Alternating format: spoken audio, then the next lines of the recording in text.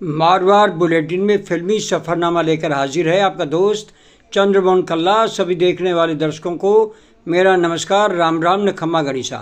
फिल्मी सफ़रनामा में आज बात होगी संगीतकार ओपी नैयर और गायिका आशा भोसले की अधूरी प्रेम कहानी की। जब भी बॉलीवुड में खुशी के गीत सुनने का मन करता है तो कानों में ओपी नैयर की आवाज़ गूंजने लगती है। उनकी रचनाओं में कुछ ऐसा है जो आपको मुस्कुराने और गुनगुनाने पर मजबूर कर देती है। ओपी नैयर ने गीता दत्त और मोहम्मद रफ़ी के लिए कई सारे ड्यूट सॉन्ग लिखे और संगीत दिया। फिलहाल आज हम ओपी नैयर के संगीत के बजाय उनकी अधूरी लव लाइफ पर चर्चा करेंगे। एक समय था जब ओपी नैयर आशा भोसले के प्रेम में दीवाने थे। हालांकि आशा भोसले के साथ उनके रिश्ते ने उनकी ज़िंदगी को झकझोर कर रख दिया था।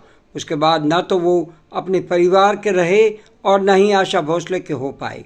मामला तो इतना बढ़ गया था कि शादीशुदा और 4 बच्चों के पिता ओपी नैयर आशा भोसले के प्यार में पागल थे।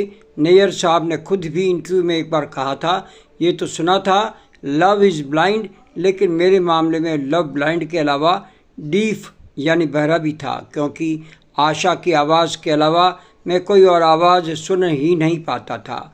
यही कारण था कि उन्होंने शमशाद बेगम और गीता दत्त से खुद को किनारा कर लिया था। एक तरफ जहां आशा भोसले के लिए ओपी नैयर दीवाने थे और उन्हें अपनी पलकों पर बिठाकर रखते थे, वहीं उनकी बहन लता मंगेशकर से उन्होंने एक भी गाना नहीं गवाया। उनका कहना था कि जो आवाज़ उन्हें चाहिए थी वो लता में नहीं थी। दोस्तों, ये कहानी सिर्फ संगीत की नहीं, दिलों की धड़कनों की भी है। जब सुरों में बसा इश्क ओपी नैयर और आशा भोसले की अधूरी प्रेम कहानी का इतिहास बन गया। भारतीय सिनेमा के सुनहरे दौर में जब हर धुन दिल को छू जाती थी, एक ऐसा रिश्ता जन्म ले रहा था जो सिर्फ संगीत तक सीमित नहीं था। ये कहानी है संगीतकार ओपी नैयर और गायिका आशा भोसले की, जहाँ सुरों ने इश्क का रूप ले लिया था। 1950 का दशक, जब ओपी नैयर अपने अनोखे म्यूज़िक स्टाइल के लिए मशहूर हो रहे थे। 1950 का दशक, जब ओपी नैयर अपने म्यूज़िक के साथ में इस तरह से गीत पेश कर रहे थे, लोग उसके दीवाने हो चुके थे। उधर आशा भोसले अपनी पहचान बनाने के लिए संघर्ष कर रहे थे। पहली बार जब इन दोनों का साथ हुआ तो जैसे सुरों का अपनी आवाज़ मिल गई। आइए मेहरबान, ये है रेशमी जुल्फ़ों का अंधेरा। इन गीतों ने सिर्फ चार्ट बस्टर का दर्जा नहीं पाया, बल्कि 2 दिलों के बीच एक अनकहा रिश्ता भी बना दिया। क्या ये प्यार या इश्क की साझेदारी थी? कहा जाता है कि ओपी नैयर ने कभी लता मंगेशकर का साथ काम करने का इच्छा प्रकट नहीं की। उन्होंने अपनी हर बेहतरीन धुन के लिए सिर्फ आशा भोसले की आवाज़ को चुना। धीरे धीरे ये प्रोफेशनल रिश्ता बनता चला गया, एक गहरे भावनात्मक जुड़ाव में बदल गया। स्टूडियो के बाहर भी दोनों की नज़दीकियाँ चर्चा का विषय बनने लगी। लेकिन हर प्रेम कहानी आसान नहीं होती। आशा भोसले पहले से शादीशुदा थी, उनके वैवाहिक जीवन भी टूटने के कगार पर था, और ओपी नैयर भी अपनी निजी ज़िंदगी में उलझे हुए थे। समाज, परिवार और परिस्थितियों ने इस रिश्ते को कभी खुलकर के सामने नहीं आने दिया।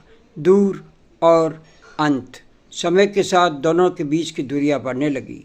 1970 के दशक में ये खूबसूरत साझेदारी अचानक टूट गई, खत्म हो गई। ना कोई बड़ी घोषणा, ना कोई खुला विवाद, बस एक खामोश जुदाई। लेकिन आज भी जब भी उनके बजाय गीत सुनते हैं, उनकी बनाई धुनें सुनते हैं, तो ऐसा लगता है जैसे हर सुर में उनकी अधूरी इश्क की गूंज है। ये कहानी अधूरी जरूर रही। ओपी नैयर और आशा भोसले की प्रेम कहानी अधूरी रही, ये सच है, लेकिन अमर हो गई।